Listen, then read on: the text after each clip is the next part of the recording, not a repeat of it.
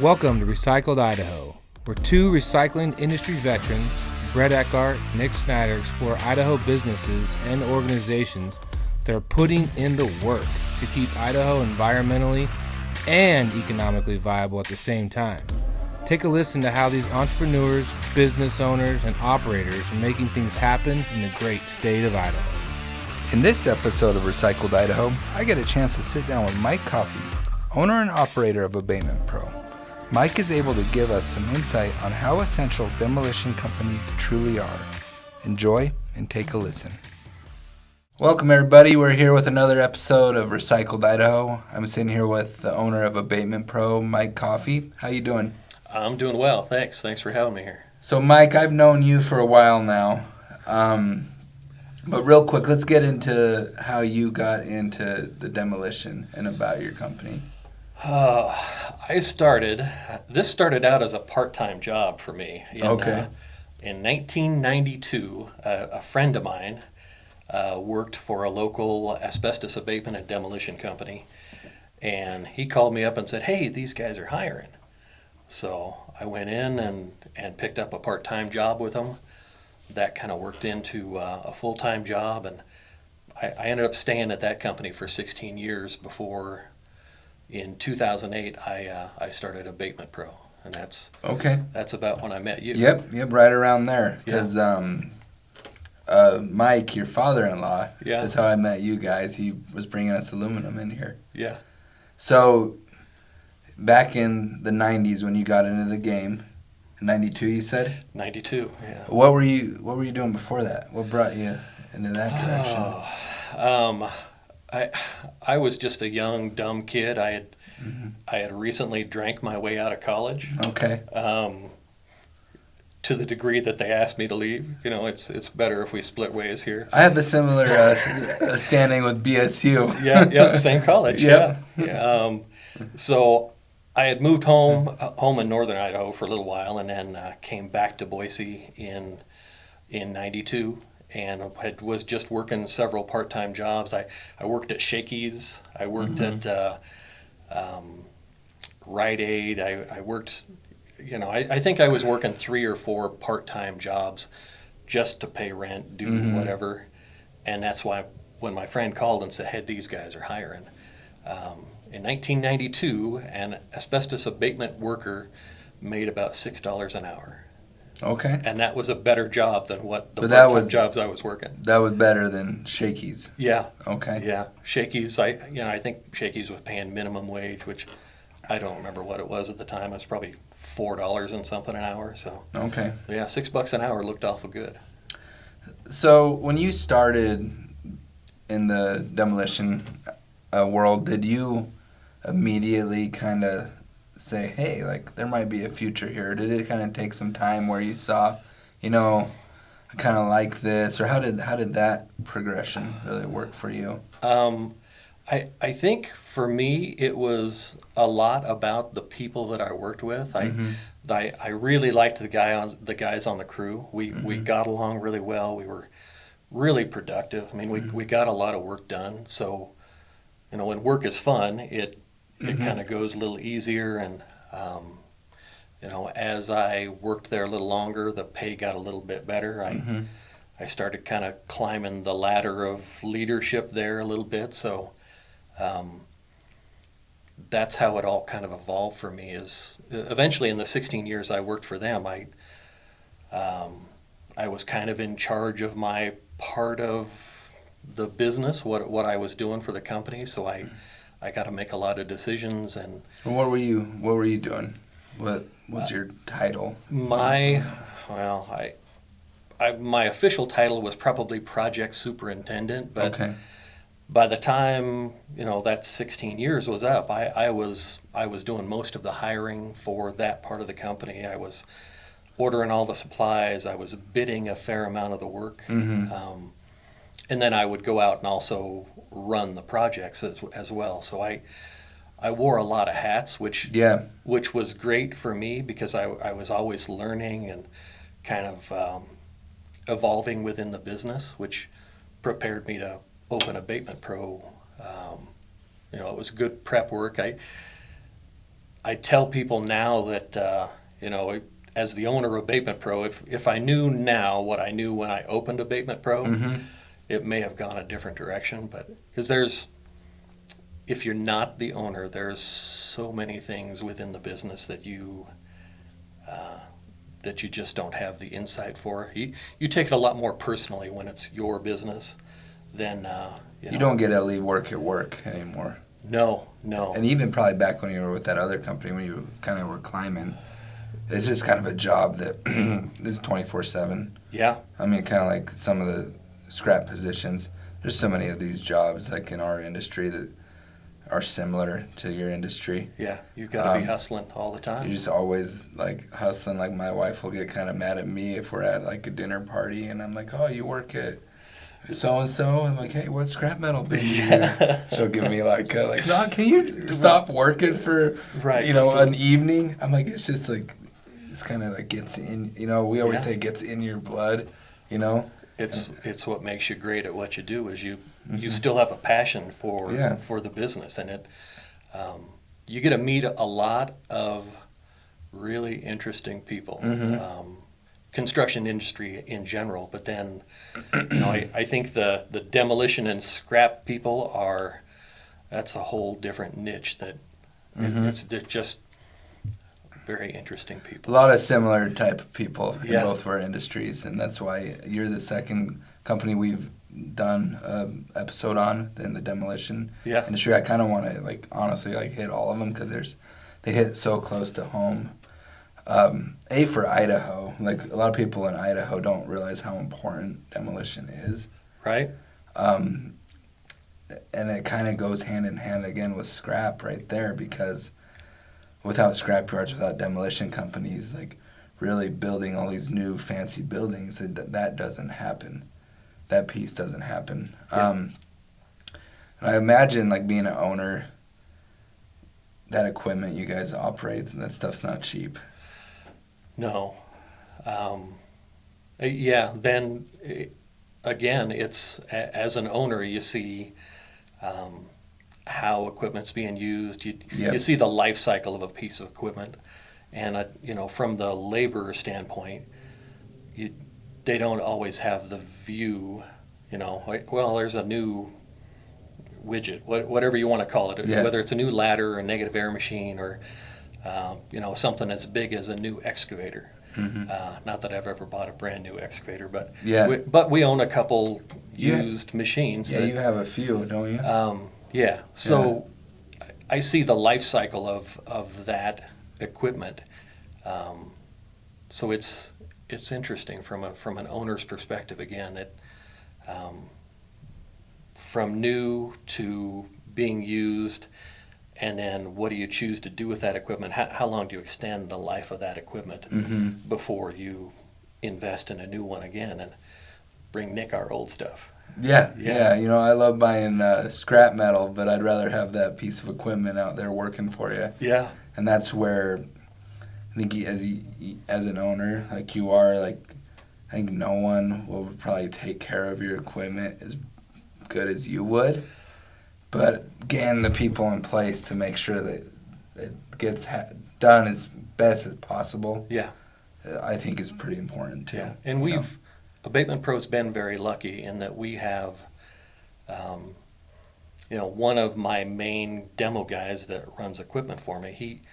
He's been in the Valley working for 50 years in the demolition industry. He worked for Larry Gillingham. Is that Kurt? Yeah, Kurt Huff. Oh, he's awesome. Super great guy, and he actually cares about the equipment. He was an independent. He worked for Larry Gillingham, and then he left Larry, bought his own truck and he had a belly dump and some other equipment. Did his own trucking, so he was an owner-operator for many years, and then Abatement Pro, we kind of always had a dialogue with Kirk. We would use him on demo jobs.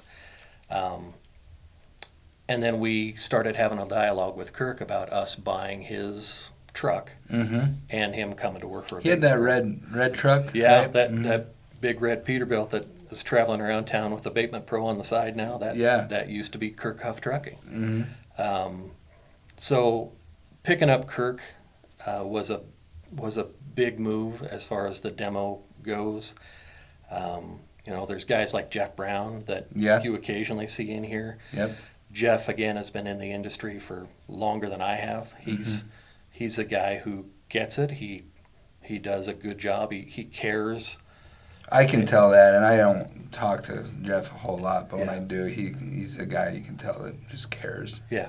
They're of a handful of guys, Kirk, Jeff, Doug, Jay. They're guys that we have picked up over the years that are a real asset to the company, that care, and that we try to take care of all of our employees. We care about them as individuals, but some of those guys actually return some of that care and do a really good job for us. Well, you're just building your team out. You're building your work family. Yeah. That's what we're always saying around here. Like, we got a work family. Like, I hang out with a lot of people here more than my family. Yeah. Because I'm here more. Right. So it's important to build that camaraderie, important to build that trust. Yeah. And important, I think, one thing that's been hard for me and a lot of people to do is like to give trust away. That's just as important to be like, put a lot on someone's plate that can do it, and then it enables like you to go do what you need to do to help grow the business. You know? Right. So one of my favorite jobs you guys did, just because my dad worked there till he retired, is Idaho State School and Hospital. Yep. Right there in Nampa off the interstate. Yep. So that's the building, the one that you guys knocked over. That's the one that he worked at like his whole forever. As long as I remember, like that's where I'd go visit him at work since I was like this little. And so he got a kick out of it because I was standing on that rubble. Kurt was there. I think he was a one-man show at that job. Oh. Kind of. At least every time I went. There was one other guy that we had hired that was also driving the truck and was kind of an operator. But when it came to the demo portion of that job, it was Kirk's kind of a... Which was impressive. Like, it was a kind of a big building. I don't know the size. Yeah, it was about, I think the building itself was about a 95,000 square foot footprint. I mean, all kinds of weird shapes because there were wing here and wing there and additions. But yeah, that was a good job. So I stood on top of that pile because I was looking at some of the copper mixed in there. Yep. And I took a selfie, sent it to my dad and said, hey, guess where I'm standing? He's like, he couldn't really tell. It's like, yeah, your old office. He's like, good. But that was and so that was a state job. Yep. Right? Yep. We kind of got into this before we started filming. So it seems like you guys do a lot of like schools. Like you're doing one at BSU right now. Or you're done almost, right? Yeah, we still have some backfill and some other work we're doing there, but in the fall of last year, BSU had just brought up their baseball team, just started baseball. Well, they had their eye on this lot down there where some existing buildings were. The intent was we did all the abatement inside the buildings and then took the buildings down. There were I think 3 fourplexes, a couple duplexes, and another like a total of 6 structures that we took down there. Well, that space, once we got finished backfilling, was going to be, I don't think I'm letting any secrets out here, but that space was going to be the new baseball field for BSU. Yeah. I think a lot of people were excited for that. Too. Yeah, and unfortunately, because of all this COVID stuff, BSU has now, dropped the baseball team, and they're uncertain what they're going to do with that lot. But that was the intent. That's why we went in there and did the work, was for that to be the. Because we wanted to do a boots on the ground there, but then this thing hit and it got weird. So we kind of like just learned to navigate through all that, which it's still weird, It's still kind of uncertain and still getting weirder. We kind of thought we were putting it back together, and it seems to come apart. But you guys have been lucky, able to work all the way through it for the most part? We have pretty much been working. My crew, I think they've had half a dozen days off. Okay. Since the shelter-in-place order started in March. Yeah. Because the construction industry was considered a vital, essential business, we were able to continue working on the jobs we were working in. So it's been a great thing for our crew and our business. Unfortunately, other businesses haven't been as lucky as we have. Yeah, we had a slow, a couple months there, but we've been fortunate to stay open, not to lay anybody off, and right now, honestly, it's because everyone was kind of sitting on their hands for a few months. Yeah. We are just insanely busy. Yeah. People trying to get back to work, all these jobs and these new builds, Yeah. I just looked at a job yesterday in Meridian. I didn't even know it was going up. A new FedEx distribution center is going up. Wow. Kind of just right under our noses. There's so much going on in this valley, this Treasure Valley, and in Idaho in general. Yeah. And one thing I think that the demo business gets kind of a negative look about itself is because the noise, the mess that people think they're causing, but it's necessary, just like the scrap business. Can you kind of go into that, like how necessary it is? And I almost hate using the word, but essential. I'll use it. Yeah. It's essential. Without demo companies, knocking these old buildings out, they could be hazardous. Doing the abatement, without that it just stops all the new stuff from coming in. If you want to kind of go into that. Yeah.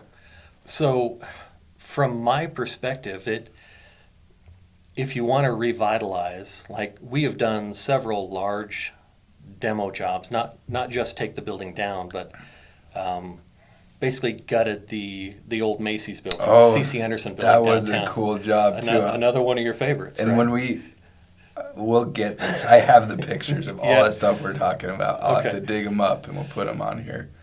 So if we want to revitalize some of these older urban landscapes or I guess it's metropolitan landscapes if we're talking downtown, a vital part of that is going in and taking out the old with some perspective there. There are obviously some very unique architecturally sound buildings. That's a cool building. It's a great building. We basically took the entire center out of the building, a lot of it, and allowed the general contractor to come back in and rebuild that building. And now Athlos Academy, one of the largest charter schools in the nation, that's their main headquarters building. Oh, okay. I didn't know that. Yeah. That's what it is now. That's what the building is. So we spent, over the course of probably 3 years in and out of the building doing asbestos abatement and then lead abatement and then basically gutting the entire building, chain hoisting 6 escalators out of the building. That was the coolest part. You'll get those pictures. My driver was he called me. He's like, "What the hell have you gotten me into?"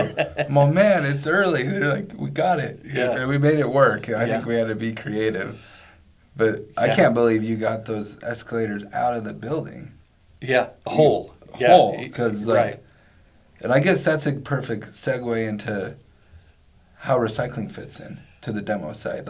We recycled those whole things, Yeah, entire escalators. Entire escalators, and I would imagine when you're doing a bid, maybe you're not looking at the escalator value, right? But the scrap metal value, you're looking at that, and then it's important to get it to a scrap company, and then they pay you. Right. It is part of the process. That's part of the evolution of Abatement Pro as well. Is I have learned to get better at estimating the amount of scrap that's on a job.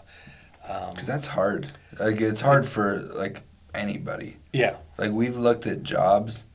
I've looked at jobs with Rod and Brett who've been doing this their whole lives. Yeah. And we'll all sit in the truck and we're like, all right, how many tons?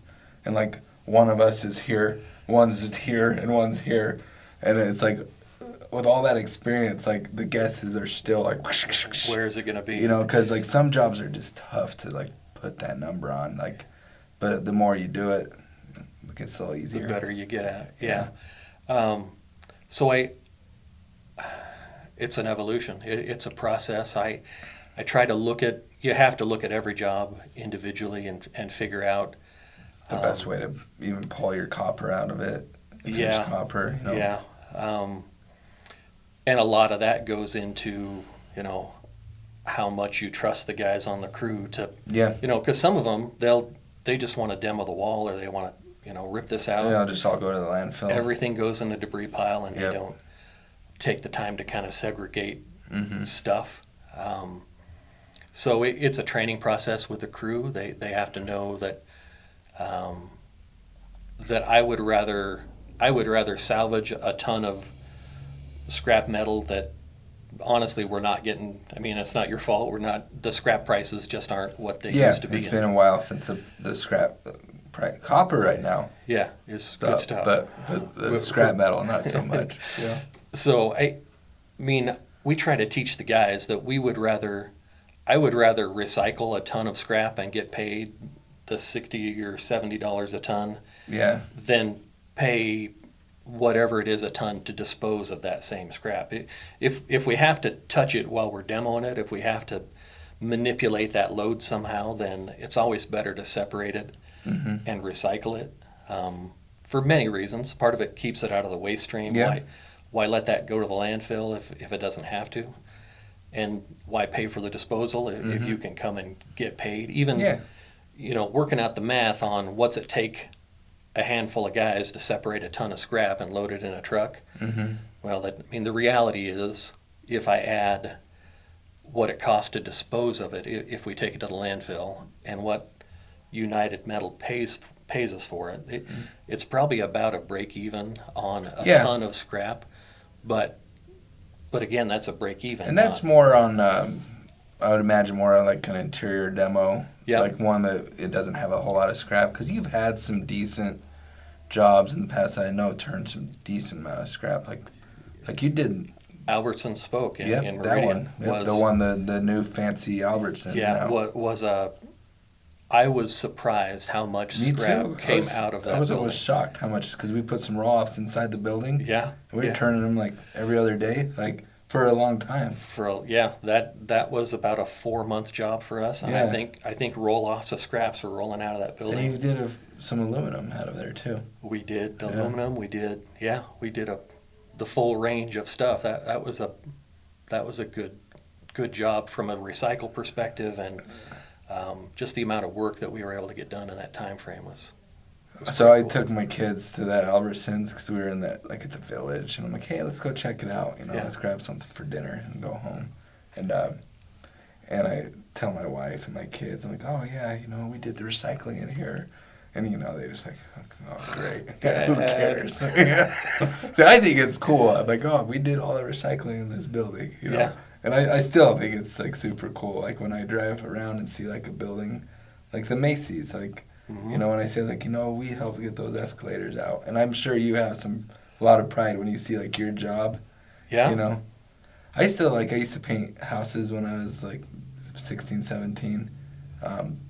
I still drive by some of those houses. I'm like, I painted that house. Yeah. I just have that pride in anything I do, really. Right. You know? Right. So, do you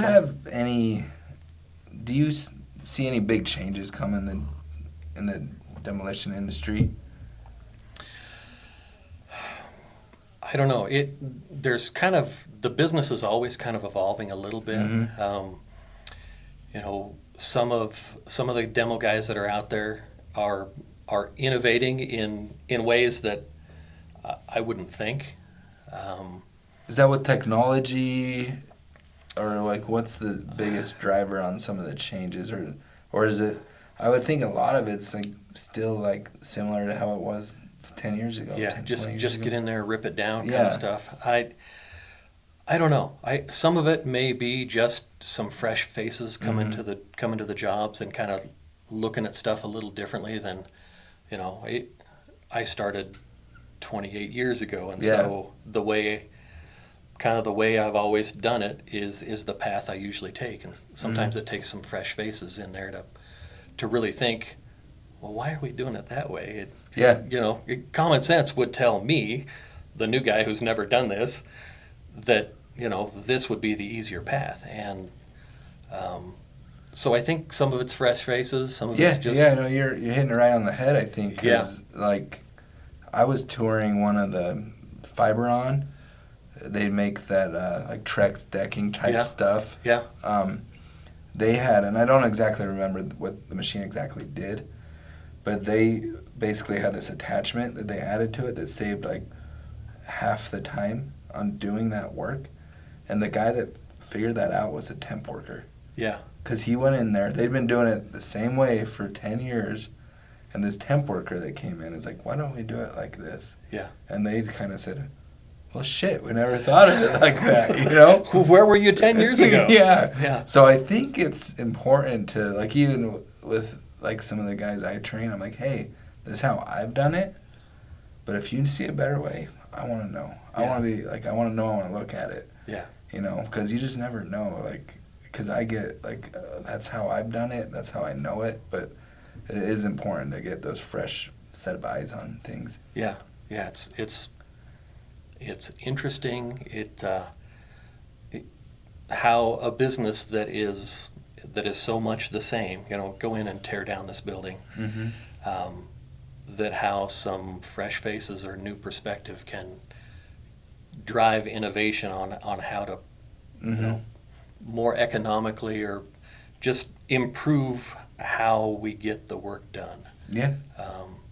So I guess you kind of have to keep your eyes open for that new guy and new perspective. Yeah, you got to be open to it. Right. I think the businesses that die are the ones that's are so rigid. That are just so that's not how we do it. Yeah. The ones that aren't open to it.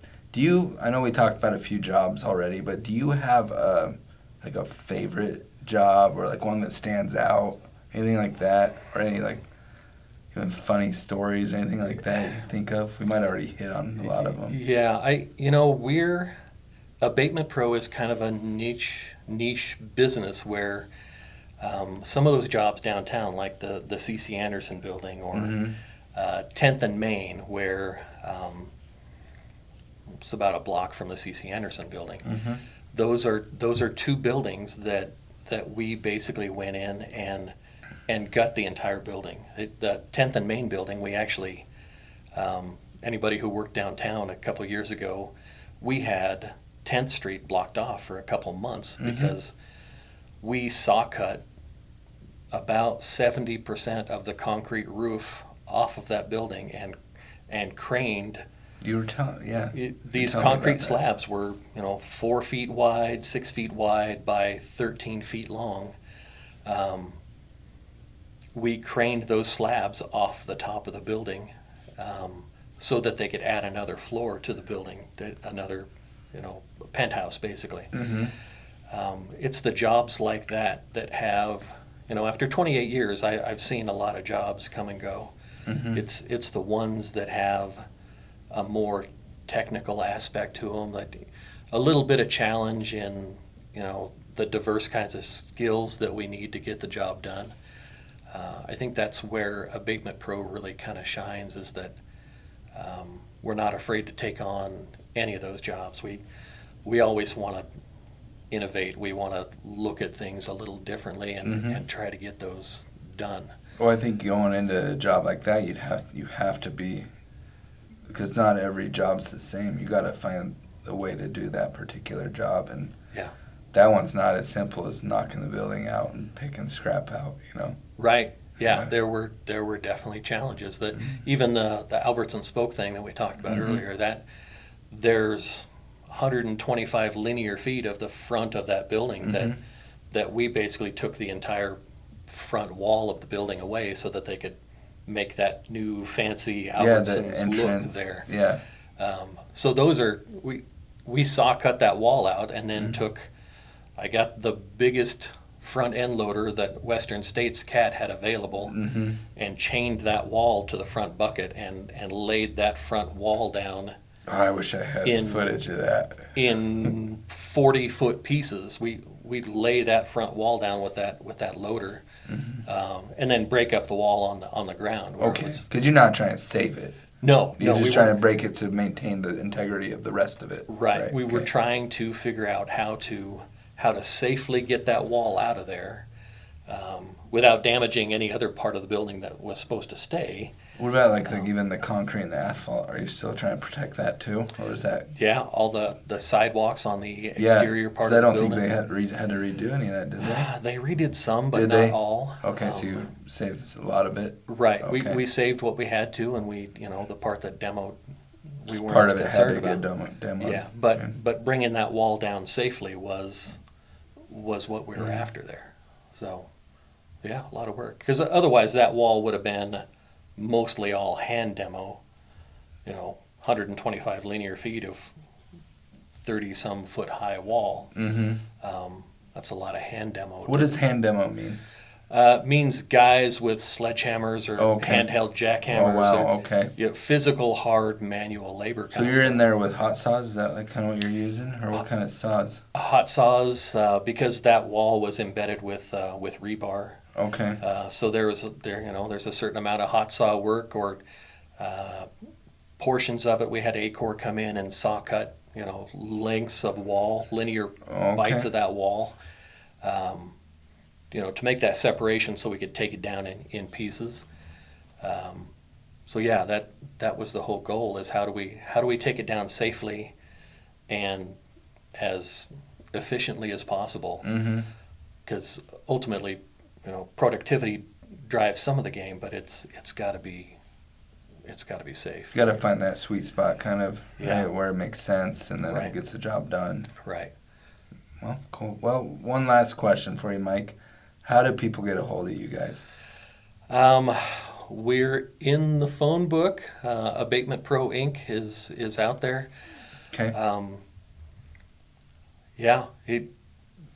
Website, phone number. We used to have a website. We used to pay for some people to manage a website. I don't think that's up anymore, just because we'll put your phone number on this. Slide it in there somewhere. Yeah, we'll slide it in there for you. Yeah, we're always interested in taking a look at new challenges. We'll put it out there, and I appreciate you coming to do this. I know you're busy. Yeah. Where are you headed right now? Headed to Pocatello. We've got a couple jobs going on out there, so I'll go out and check on the crew and, I don't know, get an update on how everything goes. I love it. Thanks for your time. Thanks, Nick. Right. Thank you for listening to another episode of Recycled Idaho. And as we continue the journey across this great state, we look forward to bringing you more stories of people and organizations putting in the work to do the right thing.